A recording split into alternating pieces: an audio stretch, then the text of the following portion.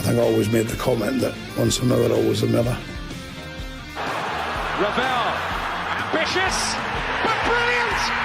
I don't believe it! I swear I do not believe it! Good heavens, he's done it again!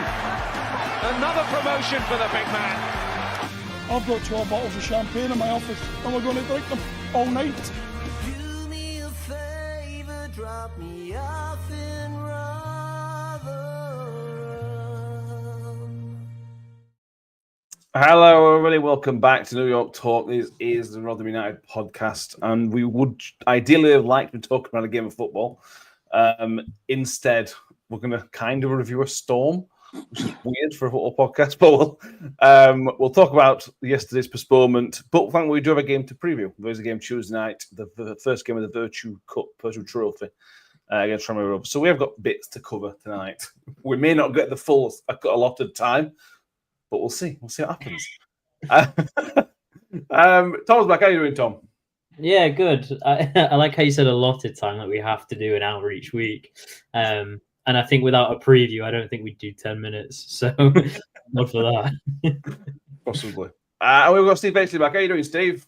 Not bad at all, mate. I've been brought in as the old grumpy option, I see. Seeing as our Mick's not here tonight. But yeah, great to be here. Excellent. Good to have you with us. We are going to start, though, with Kev's announcement today that he put on X and social media. He sent us the video through, which is posted, so we're going to play the video and then have a quick chat about the announcement he teased on Thursday that has been put out today. So we'll see you in a minute.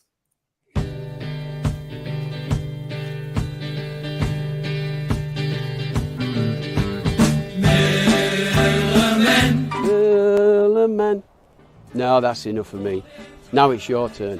Your turn to come to the Tivoli and sing Millmoor. We're going to make a new record and we're going to do it here at the Tivoli for £20 minimum donation.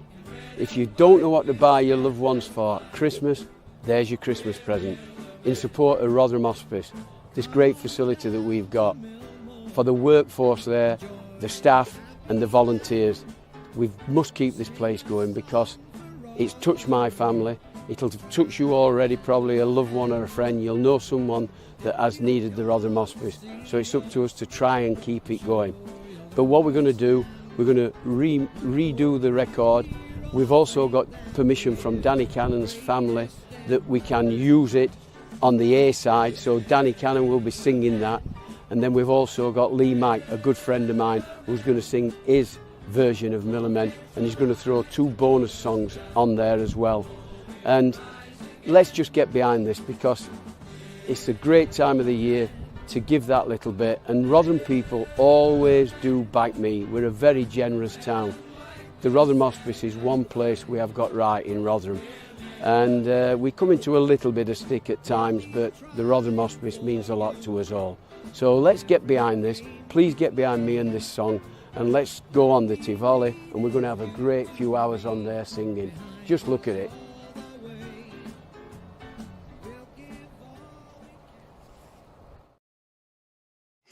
So there we go. That was the announcement. So re-releasing Millmoor with a chance for you to be on it, for you to be on the new version of it. So we put the QR code. If you're watching on YouTube, well, actually, you can see the QR code at the top right and side of the screen, which you can scan, which will take you to the Just Giving page. Follow the instructions. £20 donation to get what will be the record, and then obviously you'll have the chance to be on to be singing it as well. If you go on to Kev Johnson's Twitter as well, you'll find everything through there as well. I think that's great. I don't know what you think, Steve. Obviously, you were down Millmoor like before Tom's time, but do you remember Millmoor originally? I don't want to put an age on you. Yeah, I do remember it. Yeah, I don't think I bought it. I've not lived in Rotherham since the year I started going to see Rotherham, funnily enough. So it was very difficult sometimes because you didn't have the internet or anything like that to be aware of it. But I became aware of it probably after the time. But yeah, Millmoor's just a wonderful place. I mean, it's seen better days. And if I have to go and sit in my old seat, I don't think I'd fit in it because I'm twice the size I was then. But yeah, it was a great time, the early 80s. I mean, Brett, bless him, he's just a wonderful man. I mean, the big memory I've got of him is scoring against Chelsea when we beat them 6-0. He came piling down the left-hand side, hit the ball. Barotta was probably drunk at the time, but he let it slip through his hands. I'll never, ever forget it because it was in the sunshine and I was stood behind that goal. I mean, he should get a knighthood, John Breckin, for services to Rotherham, the town, the community. And I do remember when his wife was ill, because I used to go up to the training ground sometimes, take my little lad, who's now 26, and Breckin was brilliant with him because he's got a daughter. I think his daughter's a similar age. And then when his wife got poorly, he was still the same guy. And I can really feel why it means so much to him. And some of the work is done with others like Kev and other people. I mean, the cricket thing every year and so on and so forth is brilliant. And if you can get down to go and sit in your seat on the Tivoli end, 20 quid, easy. Just go and sing. Don't matter whether you can sing or not, just go and sing and give your money to the hospice. Exactly. He won an award as well from the PFA Breck on Friday. They announced it for the work he's done with the military. Just a top guy, any Breck, absolutely top guy. If you wanted to, even if just a present for somebody else, it would be a great present to be as part of that song. Tom, is there anything you want to say about it? I know this was the song and Millmoor's before your time, really, but is there anything you wanted to say on it? Yeah, well, I think Mick alluded to it last time we were on about it being a fantastic Christmas present, and as Breck said on the thing as well, I mean it is, isn't it? It's 20 quid. It's what you'd spend on any other Christmas present, and it's not just an object either. It's a memory, and it's part of something bigger. And your 20 quid, will end up going to charity. So I mean, it's almost like trifecta of good gifts. So yeah. Did you ever see a game at? No, I never did. Maybe when I was. I can't physically remember one though. No, I'm too young of the younger generation, unfortunately. No, look what you missed. Exactly. I was. I won't say what you missed, but it was pure football in those days, wasn't it? Pure football experience. Yeah. My memories of the double promotion, where it was 9 and 10, 11, something like that, in the championship years. First division years as it was at the time was. Oh, you made me feel old. I was 40 then. Oh, no. Loved it. Right. Let us come back to kind of modern day. We were meant to obviously play Blackpool yesterday, got postponed, I think around 11 o'clock. A few people made the several says evening, regardless of the postponement, she had a 6-hour round trip from Swinton to Horwich Parkway and back. Shame we were playing Bolton. Let's just kind of talk about how it happened, Steve. So it got postponed around 11 o'clock. There was the weather warnings in place. Some people were very unhappy it got postponed so late. Where do you sit on it? Do you think something should have been done earlier, or do you think they got about right, giving it a chance to survive the weather? Well, to be quite honest, in retrospect on this occasion, I mean, you take waterlogged pitches, they're a bit difficult sometimes because they can flood before kick-off over the 2 hours before. But in this case, I was watching the weather forecast Friday night because my dad was supposed to be driving to Preston and I was trying to dissuade him. I was a bit worried. And all down that coast, there was red weather warnings in Wales and the orange ones went up the coast. And I had Blackpool right in the middle of it. I mean, to be quite honest, in this occasion, I would have postponed it the night before because what it did was open up lots of people who were travelling on trains that were going at half the speed.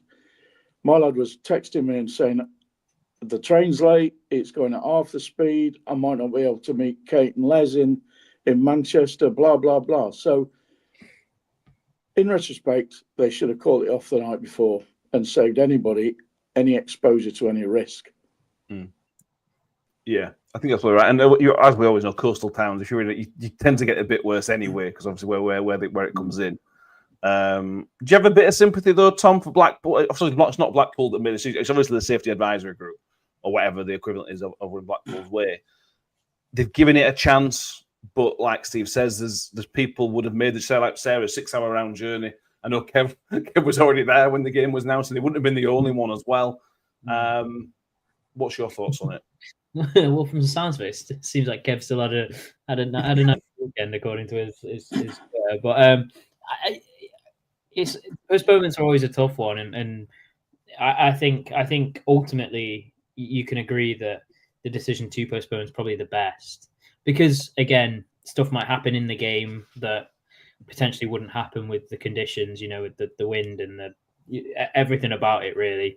And it wasn't just our game as well; it was across the country that things were stopped. But I mean, I think Evans alluded to it, didn't he? That realistically, it could have been postponed the night before, and I think the fact that he alluded to it and apologized for it, I think, goes to show where their heads were probably at, in that you could have postponed it the night before and it would have been fine, with red warnings being given the next day. So yeah, but then again, it's always, you always do want to leave it till the last minute, because what if, because if it would have been fine the day after, then everyone would have been thinking, well, I've lost a load of money on hotels and train tickets I can't refund and blah, blah, blah, and this, that, and the other. So, yeah, it sounds like a lot of people sort of managed to retrace their steps before any major train journeys got cancelled or anything. So it sounds like it was fine. It's just a case of it's happened now, and hopefully the game's not rearranged for too far away, because we were talking about hopefully the confidence boost of a win isn't slowly diminishing the longer it takes to play a game. So yeah, hopefully we do play Blackpool soon. Yeah. Matt Miller says people obviously have to take individual responsibility if it's not worth travelling amid such potential dangerous conditions to watch a football match. Which is fair. We had a question on our Discord group from Big H saying, does anyone think we could have consulted with Blackpool to stay for another game? It says Kevin said it was weather was much better today. Is that something you think that could be a thing, Steve? I often think football needs to be a bit more flexible with things, but fan travel the day after may have caused issues and players getting there and back, and maybe this, I don't know. I've gone back and forth on that a few times, to be honest. Well, it's not an impossibility, is it? I mean, it's still been howling here in Derby, and it's been chucking it down most of the afternoon. I mean, from a train ticket point of view, a lot of people would have had train tickets for Saturday. Whether they could have extended them over the weekend. But having said that, I know that my lad, it's my missus who was in Birmingham last night. They came back today and they were told any tickets valid on any train because the trains were a mess. So, as a theoretical thing, yeah, I think it's something that should be considered, depending on when it is and what the circumstances are. Because England did it once upon a time, didn't they? If you remember, ages ago, where they did play it the day after. But that's England, isn't it? And I don't know, it's complicated. You'd have to work through it. There's lots of circumstances to be considered, frankly. But I don't think it'd be realistic yesterday at all. No. I think today was not going to be as bad, but it was still going to be pretty bad. And all the trains would be in the wrong place anyway. Yeah, that's true. Very true. Yeah, it's just one of those things, isn't it? Let's talk about the kind of potential impact on the football side of things, though, Tom. Because one of the things you pick up after a win, you pick up a positive vibe. Everybody's buzzing. I imagine the players' moods was lifted after choosing them out how we think we play. I imagine a win's a win. Certainly, as a footballer who was involved in it, that's a massive positive, and you're going to be buzzing going into the next game. One thing you want is another game as soon as possible to get another chance to back it up. And knowing Steve Evans, I think he would have tried to harness that a little bit going into Saturday and built it up, and then for it to be taken away. I do worry that this could have a bit of an impact on the players. I mean, not looking for almost 2 weeks after a real game, or 2 weeks after that Tuesday night win. Yeah. I mean, it is a worry, isn't it? But like you, I know you said it's not a real game, but we have still got a game Tuesday, and that is, it is still a game that if we go and win, It's away. It is away, isn't it? Or is it? No, it's at home. Tranmere on Tuesday. It's still a game, and if you can get behind it, and look, we've usually underestimated those sort of League Two teams this season in the cup competitions, and that's fine. It happens, but if we can come away with a resounding win, and I mean resounding, 3 or 4 goals against, whatever, 0-1, whatever it is, then you're looking at, that's more confidence than they would have had anyway. And then going into such a big game against Northampton on Saturday, I'd argue that, look, although it would have been really great to get a game with the confidence on Saturday, I think it's easier than you expect to keep that good feeling bounce, especially if we do get a really resounding victory against Tranmere, and that's still a big if, right? Because they're struggling in League Two, but it's not to say that they're going to be a walkover. So I think it's still going to be a tough fixture, but if we can come away with a resounding win from there, then I think Saturday is that same good feeling bounce that you'd have had anyway. But you are right. I mean, I agree with you. I think Evans would have wanted that game on. I think I think everyone wanted that game on, to be fair. But with the style of play that we play, I think the win would have taken a massive, and the way that Blackpool potentially play as well, the win would have had a massive hindrance on that game. So I think it was probably best that potentially was postponed a little bit. And we didn't lose. Exactly. That is also a thing as well, isn't it? Because we could have, you say it's a massive game going into Blackpool, but then if we were to have lost against Blackpool, that confidence would have been absolutely struck, and then we would have had to restart again. And, it seems like these big breaks we're taking in between are, quite good for us. So who knows, right? Maybe it might have helped us. It might have helped us in the long run. Potentially. Just on change of games, Cheryl still points out, in COVID season, the snow against Derby, we played the day after, didn't we? Obviously, no fans involved with it. I think that's probably why they did it. I think that's probably the main point with that one. Butch is right. Yeah, absolutely. Because I remember it very well living in Derby. We upset Wayne Mooney very much, or one of the chairmen did, about vice chairman or whatever, upset him, didn't he? Enjoyable. As you might have been in the last episode, Steve, so just give us your rundown of the Lincoln game. How do you feel it went? Was it one of those games where you got the win, who cares about the performance, or the performance still concern you? Where do you sit on post Tuesday? I was chuffed that we won. I just again found it a really hard watch, and I mean my position is still the same. I'm bored. 2 years I've been bored, and I'm waiting for something to change. And I looked at the possession in the first half. Well, it's not the possession; it was the accuracy of passing, and we had a 55% passing accuracy level. It went up probably to over 60% in the second half. But we are so poor at keeping the ball. However, there was a noticeable change in effort, and I thought they fought really well. I thought both goals were pretty decent. I thought Raggett's header was phenomenal, and I thought Raggett himself was just excellent. And we have missed him. I can see why Evans talks about it, but we haven't missed him. But the performance itself was a bit better, but it's got a long way to go. We need to keep the ball better and use the ball better. And this is why we need somebody in midfield. I mean, maybe Liam Kelly will make that change a bit, but we also need somebody driving, as I said before, through the lines and make them go backwards. We're going to make them go backwards rather than us. But yeah, overall, it was a positive end to a game that, again, I didn't really enjoy. Yeah, another feeling to that. Richard's just joined us late, saying we can't have a positive podcast tonight. Well, we can try. Let's look forward. What do you want us to say? Yeah, fantastic. We were Barcelona too. But it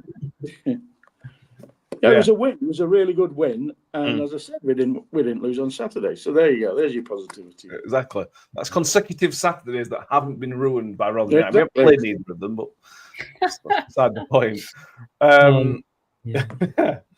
Let's move forward. There's not much more to say against Blackburn. There was the Steve Evans pre-match. Is there anything anybody wants to mention to the pre-match Evans did? I thought it was just quiet. I don't have anything to say. I just sort of throw it out there. No, it was standard. I didn't. I watched about 2 minutes of it. Thought it was going to be like the rest of it, and turned it off. So I can't really comment too much on it. In all honesty, I fell asleep through it, but I was really tired, so it wasn't down to him being boring at all. But because I do love listening to him speak, but it's that difference between what he says and what I then see from his team a couple of days later that I find a little difficult sometimes. But yeah, he's still saying the same things, and let's hope that sometime in the next couple of weeks we see some progress.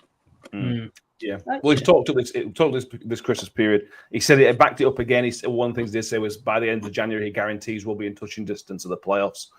Just think he should stop guaranteeing these things. You can't guarantee anything. Oh. He's been in football long enough to know now that he shouldn't be guaranteeing anything. Football's a crazy sport. But Steve Evans in it is not going to change now, I suppose. Right, let's look forward. Tom, we had a question from Bradley Miller on the Discord group. He says, do we think we should play our strongest team in the midweek cup tie to keep up sharpness? Doesn't have to be for 90 minutes, but Heath personally thinks it makes sense.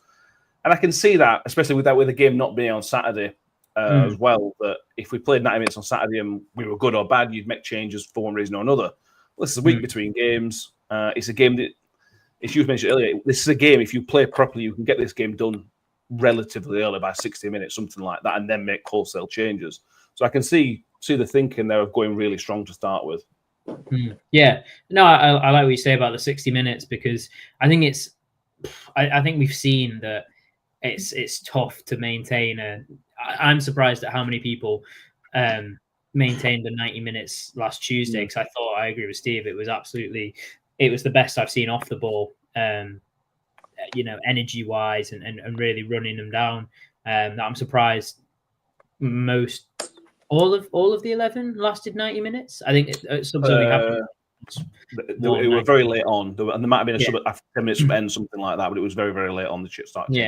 I was very surprised that they all lasted 90 minutes. So hopefully they should all be fit. But I agree with you in regards to sharpness. I think if we do play that same 11, maybe with a tweak here or there, a Kelly in there, or a Hungbo or a McCart, etc., you can expect a similar, 60 minutes, and you should, I don't want to disrespect Tranmere here, but you should be comfortable by 60 minutes, score line and performance-wise. And then that's when you can make those 5 subs to get the 5 subs, the fringe players. Let's see what you got for 30 minutes. The Holmes, the McWilliamses, the Hungbos, I can go on. But yeah, Greens. Yeah, no, I think it's an excellent game for Green to come in. Not start, obviously. I think it's very tough for him to start. But I'd play the exact. I want to say the exact same 11, but I think you're gonna have to tweak it here and there. But I completely forgot that Green's even fit. Yeah, no, I'd give him a 30-minute run out alongside Holmes and McCart and McWilliams and Kelly, just those players that are sort of coming back from the fringes of injury. And if we do play with the first 11, theoretically by 60 minutes it's all done with. Should be theoretically. Richard says, does Andre Green start on Tuesday? Steve, obviously this is fitness dependent, obviously, but if you can squeeze an hour out of Andre Green just for minutes, that could be a massive 60 minutes for him. It might be the other way. It might be just 30 minutes at the end. But if you can squeeze some minutes in and get him competitive football again, this is a huge game for him, I suppose, to get those minutes in the bank. I definitely think he should play at some stage on Tuesday. I'm not sure about starting. I think it's very much the team that he plays on Tuesday, I think, will probably be different to what he had in mind back end of last week before the postponement. And I agree with Tom. I think he'll play quite a few first teamers, possibly like Raggett. I wouldn't be surprised if Raggett plays, for example, because he's hardly played. So they need minutes. Even Clark Harris. I mean, he looked sluggish again on Tuesday, but he's been off, and it does. With Johnson Clark Harris at the moment, well, it's his age actually. He needs time to rev up, and I wouldn't be surprised if he plays. But I'd bring Andre Green on for half an hour at the end, and I think as I agree entirely, it will be a fantastic thing to see him come onto the pitch. I mean, it's been over 12 months, hasn't it?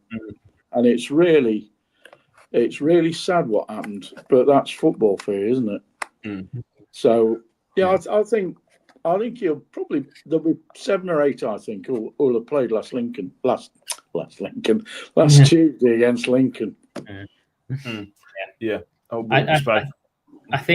don't think he will start, and that's only because in his interview he mentioned about his 25-minute run out against Doncaster. He was blowing after 20 minutes. So I think if you're starting him, he's going to be blowing after 20 minutes, and you're going to be thinking, well, I need to come off now.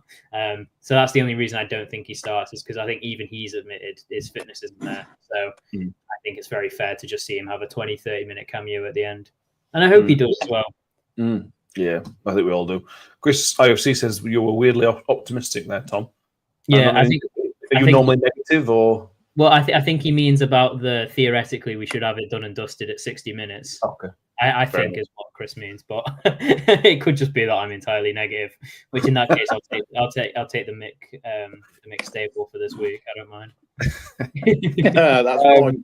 Yeah, I'll burden that responsibility. Carry on then.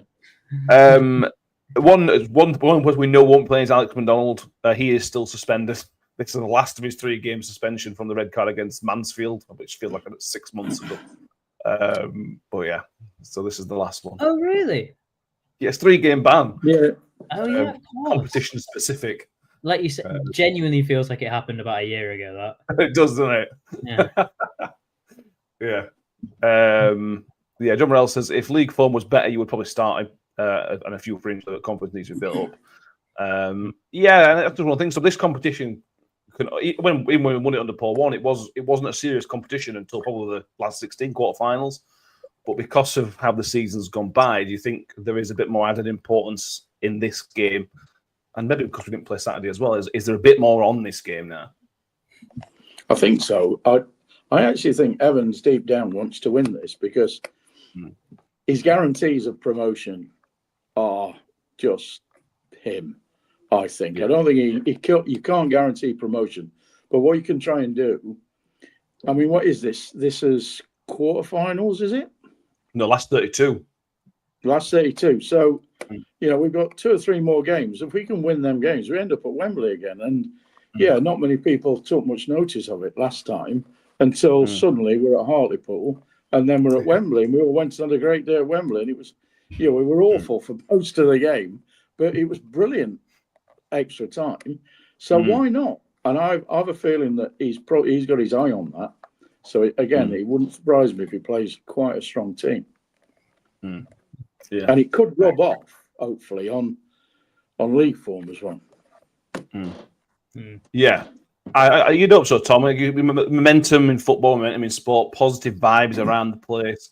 It comes from, Steve Evans is right, it comes from winning football games. You can build it to adversity, but it realistically comes from winning those football games. And if we can, again, this will go back to that winning campaign in 2021 or whenever it were. We beat up some teams. We beat up Donny. I think we beat up Scunthorpe as well, and a couple with 3 or 4-0 victories. And that built up the confidence during that winning run as well. So if we can get a relatively comfortable win, maybe 3-0, 4-0, something like that, then the confidence boosts again, because Clark Harris will have probably scored during that. So that'll get him into boots, maybe some from midfield or something else. So if you can get a really, really good win, the confidence going into Saturday will hopefully go up another level. And also hopefully a good performance as well. That'd be nice, wouldn't it? Yeah, performance where afterwards you go, okay, I enjoyed watching that. That'd be fantastic. I think I even think a 2-0 win, but with a performance which is even the players are thinking we should have got more there. It would fire them up and get them hungry and sort of get them, believing again that they can make the playoffs, because it's all well and good being told week in, week out, which I'm sure they are. Because if Evans is telling the media, he's absolutely telling them that they need to be promotion players. But that comes with a lot of pressure. So if you are playing and you are beating teams, even 1-0, 2-0, but that you can beat them by more, the performance has shown that, etc., then I think that will do their confidence wonders.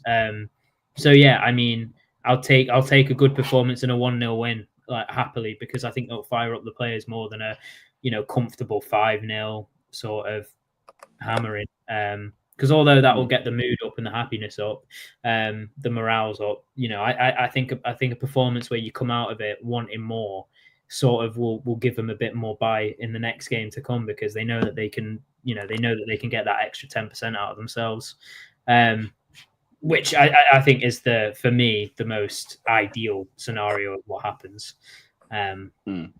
But that's dependent on players. Some players might prefer a 5-0 battery, and others might prefer that sort of, we could have done an extra 10% here, could have finished this chance, I'll make sure next time, sort of thing. And I'm hoping it's the latter in our case. Yeah. Just to clarify, John says, is it the last round of North-South? No, 2 more rounds. So this round plus the next round are regionalised. And then from the quarterfinal onwards, it then becomes non-regionalised. For what it's worth, I don't know why they've changed it, because it's EFL. They like to mess around with things, don't they?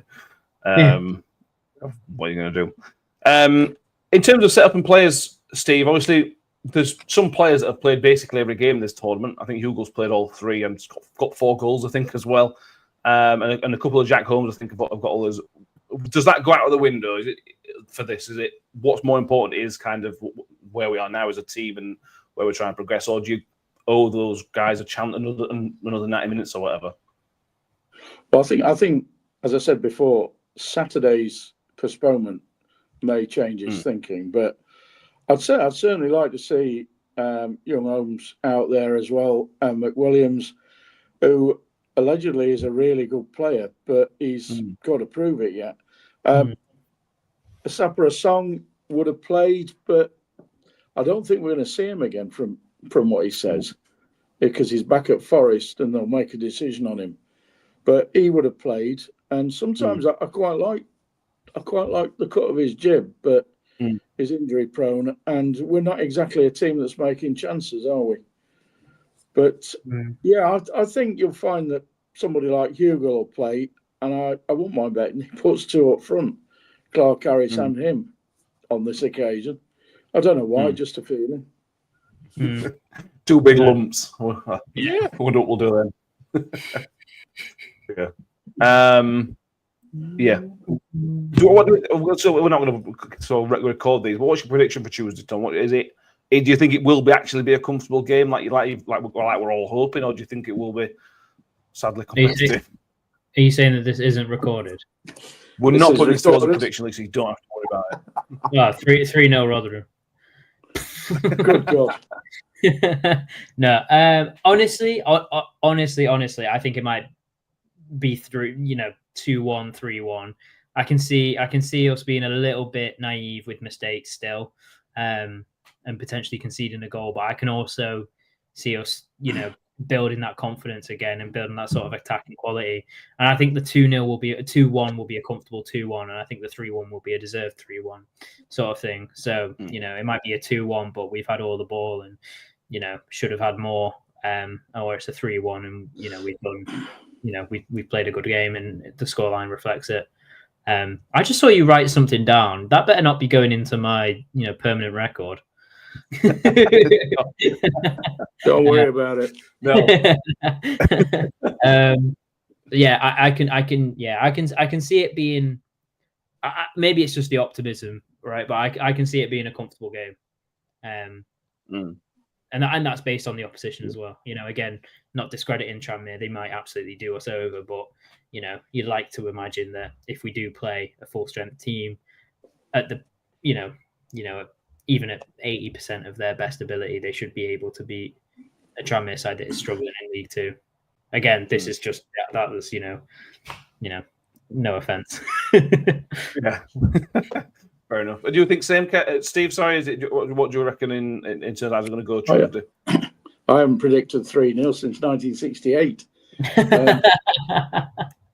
So I'm going to go 2-0. I think again it'll be an efficient performance, particularly if he plays Raggett at the back, and I'd like to see Liam Kelly back if he's fit. He's apparently fit and he can run midfield. I do think that we'll win, and I'm going to be optimistic and say 2-0. My lad will laugh because I never predict Rotherham to win because I'm superstitious. But yeah, 2-0. Yeah, I think so. I would the same as you, Tom. 3-0. I think it should be pretty comfortable. It's kind as possible we could have got with that draw, to be honest, with the teams that are left in it, other than an under-21s team, which would have been easier. Yeah, Steve says Kev will be furious if it's 3-0. It's not recorded. Yes. Sorry, Kev. These don't count. We just want a clarification point from last week. Mick mentioned that he thought that he would give the ears after we went 2-1 up. We had a man on the ground, as it turned out. Chris Sanderson sent us a tweet on Saturday morning, can't remember what it was, but Chris sent us a tweet through saying he didn't cup his ears. He was shouting at Johnson Clark House for people to concentrate. Mick's not here. So he was like that. Yes, basically. Okay. Got so you. Yeah, well, Mick was wrong. He's not here to say sorry. I'm sure he wouldn't. Praising, saying sorry to Big Steve. But yeah, there we are. We were just important to get things right. Because otherwise, well, people win when we get things right. So when we get them wrong, we need to put them right. So yeah, we're going to talk about a few other bits as well because we're 36 minutes in and we've literally covered everything we set out to cover. So this has gone well. But we have a comment from Steve in the comments to give us a little topic to cover. He says, if we're struggling with topics, who would we want to see leave in January? Now, this was Steve Evans mentioned in the pre-match press on Friday, I think it was Friday, that he expects 3 to go out and 3 to come back in. I'll be honest, I think we'll see more than 3 coming in. If Steve Evans signing only 3 players in the transfer window doesn't sound right to me. So we'll see what happens with that, but I don't think we're 3. So somebody we all assume is going to go back out because of what you mentioned, Steve, is a Sapper song. He is injured and probably until the new year. And I would be amazed if we decided to keep him on, Tom. Like, I agree with what Steve said. It's a shame because, I like every time I've seen a song, something there. He's going to be a good player. Once he gets some games at professional level, he's probably going to do quite well. But it's not the right time for him at this club. With hindsight, I'm surprised we're signing because it doesn't look a good fit in terms of timings. Yeah, no, I mean, he's injury prone. Like Steve said before, he's injury prone. He's raw. He's really raw, and he's got 3 proven strikers ahead of him, including Wilkes, because I think even Wilkes gets ahead of him in the striker position. So in that case, he's got 4 ahead of him, and with the recall of McGuckin as well, I think even McGuckin's probably ahead of him at that point. So. I think it would have been tough for him to get a role anyway in this team, and it was a gamble, and sometimes gambles pay off. You know, the Whitakers, the Scott Twines, you know, all this stuff like those loans sometimes do pay off in this league. But this is just one that hasn't paid off for us and for Nottingham Forest either. But that's not to say that he's an awful player or he's not had the right work ethic. He's just. I think he should. I think he's too raw for this league as it stands. When we played against Newcastle's under-21s, he looked a real player then, and I think that sort of sums up where he's at. He's still at that top end youth level, but that step up to the senior football, I think is. Especially with these injuries, he didn't look all that sharp coming in, and you can assume that's because of his injury record and his lack of fitness. He had spells where he looked okay, and there's clearly a player there, but it was just too soon for him, and like and I didn't realize he was injured again. But if he is injured again, I think even at that point, I think both teams, Forest and Rotherham, have got to call it early. I think the player himself sort of must understand that, and it's frustrating, and he's not done anything wrong. But when it's so tight to get loans in, and the amount of squad that you can bring in is tiny, that you got to make sure that you're being efficient in every scenario. And if he's going to be injured all season, then it's better for himself and for our club if he goes. So that's I think that was it's a bit of a easy one. It's a bit of a bit of a cheat one, that. But yeah. It is, Richard also mentioned McGuckin. Yeah, there's a rumour. Well, Paul Davis put out that McGuckin could be out on loan again. He can't go back to Yeovil because you can't go from a club to play for your parent club to go back to the same club, which is a stupid rule. But it will be somewhere other than Yeovil. Hopefully, for McGuckin's sake, it'll be a football league club. Get some minutes at League Two club or whatever the case may be. He mentioned in the past. Steve Evans has mentioned in the past, Steve, that he referenced players who were here before him on long-term contracts, and I always assumed that was Hugo. Do you think if Evans had his own way, Hugo would be off? Now, this is obviously he's on a good contract, so that might be difficult. But could you see Evans trying to offload Hugo? It wouldn't surprise me. Yeah, Cam Humphreys and Bramwell were notable absentees from last Tuesday's squad, which is, probably what he's talking about. There's 3 players there that were omnipresent last year. Cam Humphreys, I feel a bit sorry for in some ways, because this time last year, he basically snapped his hamstring, and I don't think he's been the same player since. If you won't remember, Tom, because you're too young. But what's his name? The Liverpool striker, the really quick one. Michael Owen. Ha! Knew it. All right, Michael Owen. he did his hamstring in a similar way. So in the early 90s, and he was never as quick.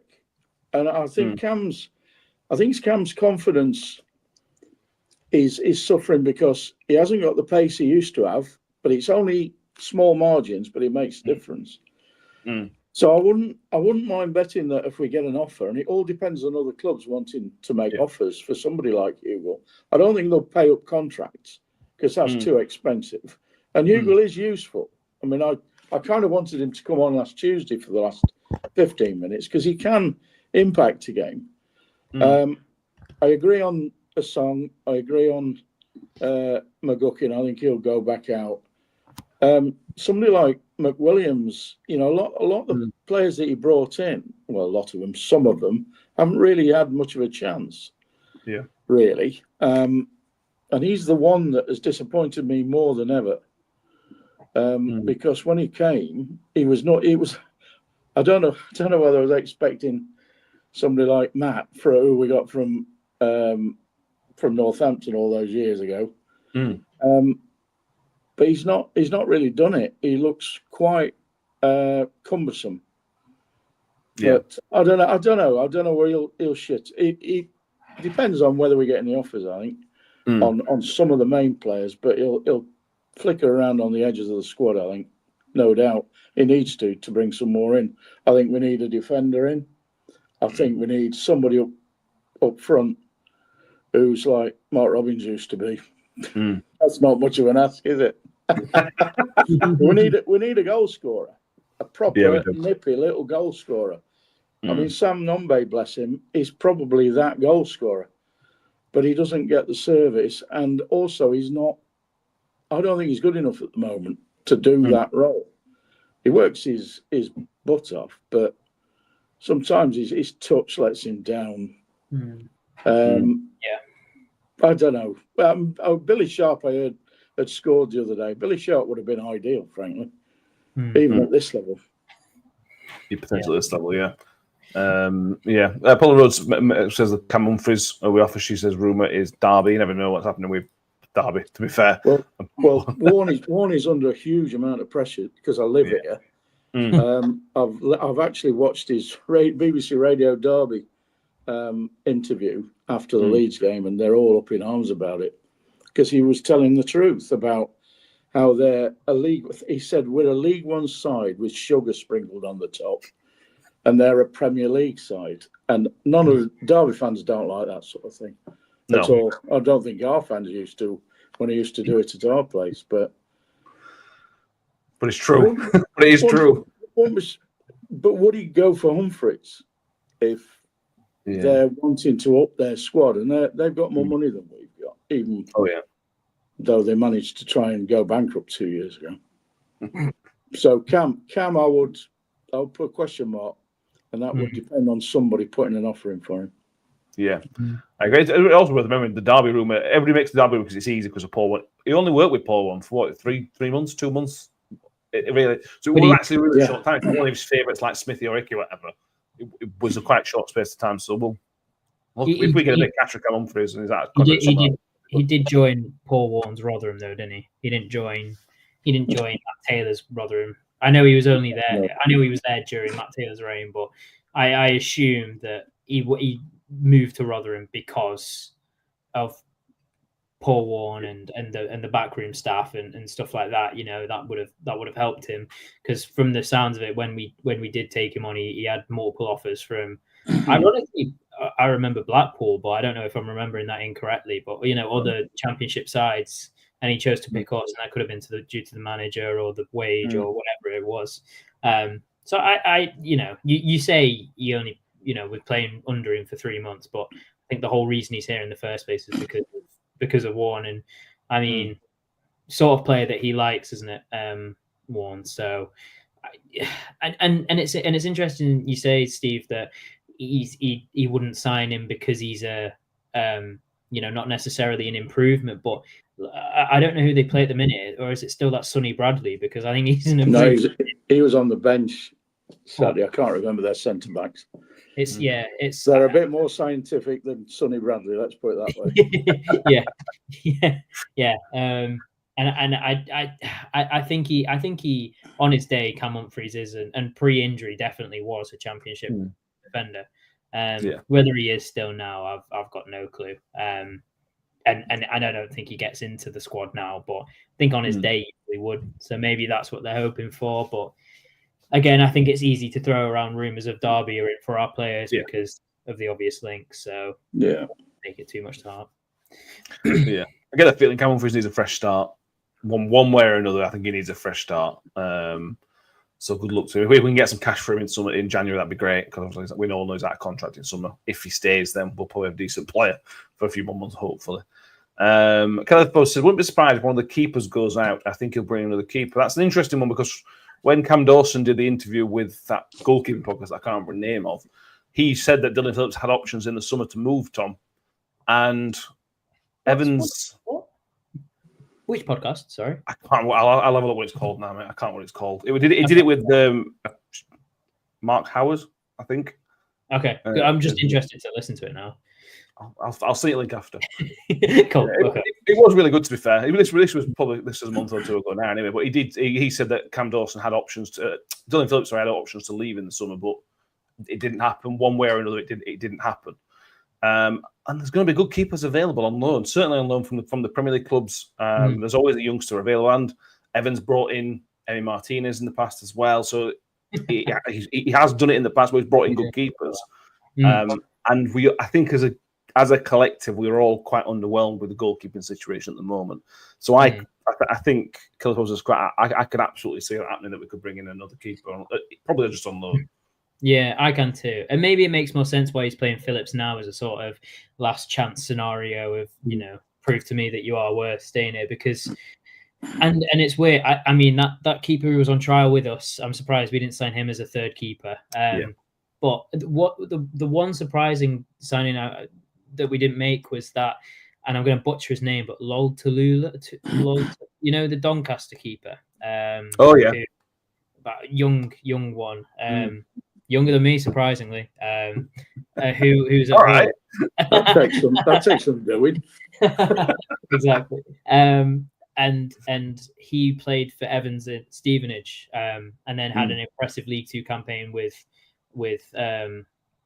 Donny, and then went to Hull and hasn't played or been on the bench for them and hasn't gone anywhere. I don't think. I could be wrong about that. But I think he was a player that I was surprised we didn't sign. It just made sense in my head that he's already played for Evans. He's a young keeper, really impressive. I think he got, you know, some accolades for League Two, player, goalkeeper of the season, whatever it might have been. I don't know. And he's a young kid. I think he would have made a lot of sense to come.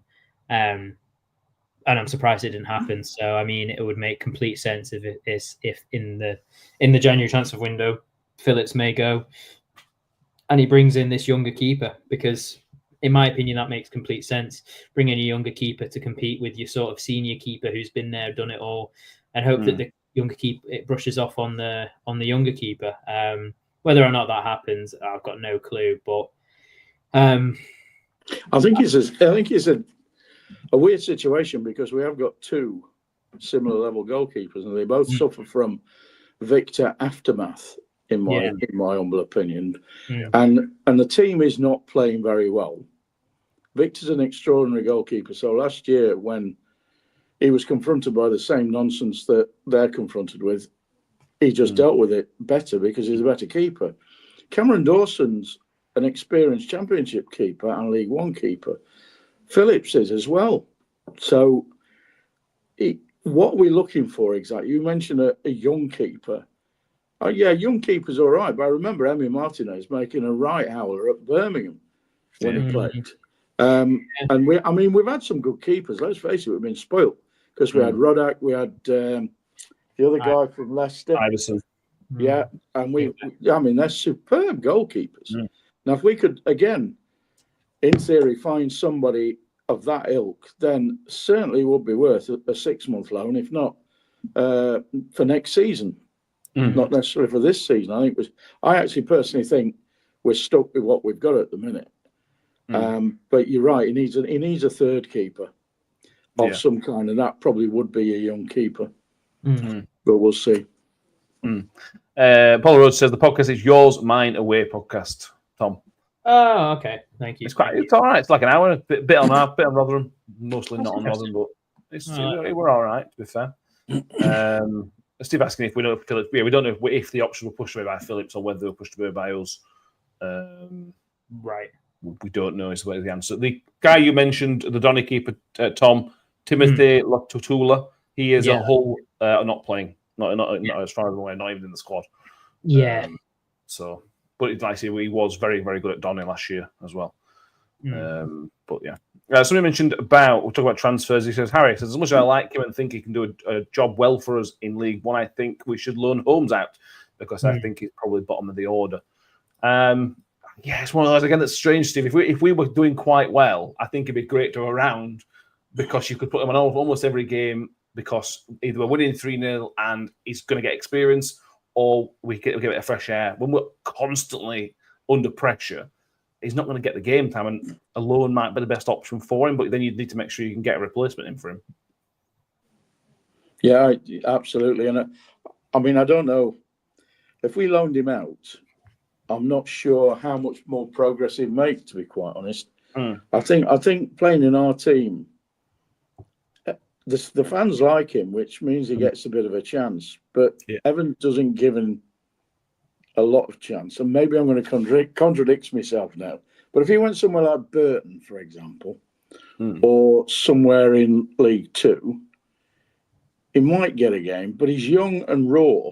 So who would want to take him on, and who would play him in their team through a January transfer window? The objective is to make your team a little bit better for the last 3 or 4 months of the season.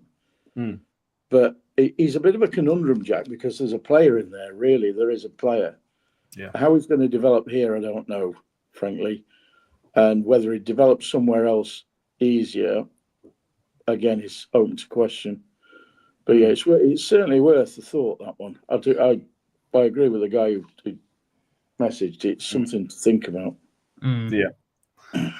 Yeah, I agree. It's going to be interesting January. Steve Evans' in-season transfers were better than his close-season transfers last time around.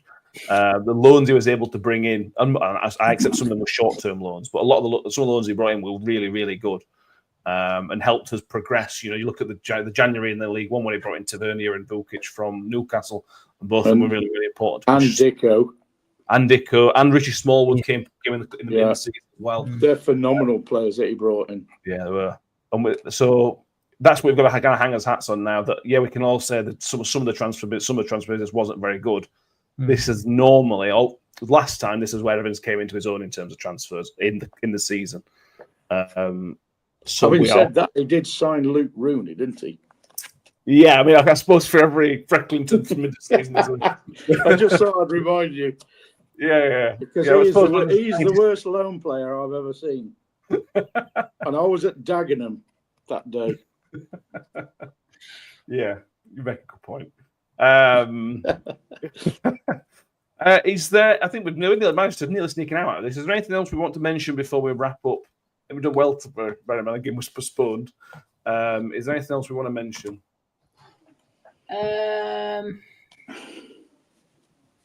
That's a no, isn't it? Go on, Tom. No, I was thinking we could bring up another topic, but it's not worth it, is it? It depends how interesting it is. Oh, someone's put who's the ref Tuesday night.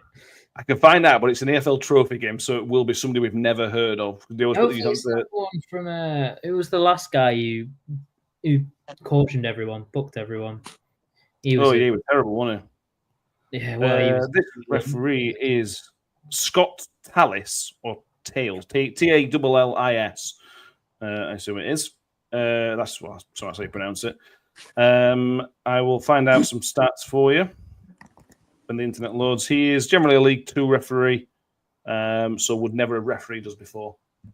But yeah, you're right. The guy in the last group game, or the second group game, the one against Newcastle, he booked everybody for laugh. Were terrible. Yeah, he was interesting. Thankfully, it's competition specific. We should take the referee out of the game, and I don't mean physically. Yeah, we should. Yeah, let's just play well. Let's keep the ball. Let's go forward quickly and create some stuff. That's all I want to see. I want something to make me actually get off my sofa. Yeah, agreed. Yeah. Agreed. They want to see them play with the confidence that they are the team above. When we played Cheltenham, we didn't play like we were in the league above. We didn't play with that confidence. Got to go into this game with confidence. Kind of believe in yourself a little bit more, and hopefully. Did you notice that we could, if we'd have beaten Cheltenham, then beaten Salford, we're back at Man City? I know. Did you notice that? Balmy, isn't it? But I thought, just on a tangent, I thought the FA Cup round 3 draw was fantastic. Some of the games, I mean, Leeds Harrogate. I mean, what a game for Harrogate. You've got Morecambe at Chelsea. You've got Salford at Man City. Tamworth have got Spurs at home, haven't they? Yeah, and it's just magnificent. I can't wait. Yeah. One of the best. The FA Cup round can talk some terrible ones, but this is a good one. But they've still managed to ruin it, haven't they? Have you seen the Peterborough fiasco? Yeah. Peterborough are going away to Everton, which is obviously a big game for Peterborough, and they put on a Thursday night. That was at 8 o'clock. Comes down to the lack of respect for fans, and going right full circle back to early on when we were talking about postponements. Fans get a bit of a thought, but that's all it is. At the end of the day, they'll try and get the game on as much as they possibly can and not think about people travelling, 150 miles. I mean, West Ham had to go to Newcastle on a Monday night not long ago. We'll never win, not whilst there's so much money in this game. And it'll eat itself from the inside eventually, but we just keep going because we love our club and we love the game as well. You wouldn't do what you do without loving the game. And we're also very resilient in that if the match gets postponed, we know where the nearest pub is. Exactly. Yes, exactly. Exactly. Neil Livish asks if the new Miller Men song will be available on Apple Music. That is something we will find out. My guess is probably, but we will find that out for you at a later time, Neil. Right. We managed to get an hour out of that. I'm very happy. I'm very surprised that we managed to get an hour out of this. So thank you, everybody, for the comments. Thank you, Steve. Thank you, Tom. Make sure, if you are listening on YouTube, make sure you've subscribed and give it a video a like, a thumbs up. If you're watching on X, where actually most of you are, make sure you have followed us on there. Mick hasn't upset you in this episode, so if there's something else that has upset you, let me know so we can keep that going in future episodes as well. If you're listening on iTunes and Spotify, please make sure you have also given a 5-star rating on there and followed or subscribed. And if we have starred in your Spotify Wrapped, which I know we have in some, let us know. Because again, I'm happy that we can help you get to work or home from work or at the gym, whatever the case may be, or to send you to sleep, which I know some people listen to us to go to sleep. So even if that's the case, let us know. Because Spotify Rap. Is that a new? Yeah, it's right. End of the year it tells you stats. So which artist do you listen to the most and all that stuff. Oh God. Yeah. Modern technology. Thank you, everybody. Thank you, everyone, for watching. We will see you all on Thursday. I don't think there'll be an instant reaction on Tuesday. There might be, but I doubt it. Keep an eye on that. And if not, we will see you all Thursday, which will be a review of the game on Tuesday and a preview of the final game at home before Christmas, which will be Northampton Town. Thank you all for watching. We will see you all next time. And as always, up the Millers. Up them Millers. I think I always made the comment that once a Miller, always a Miller. Ravel, ambitious, but brilliant! I don't believe it! I swear I do not believe it! Good heavens, he's done it again! Another promotion for the big man. I've got 12 bottles of champagne in my office and we're going to drink them all night. Do me a favor, drop me off in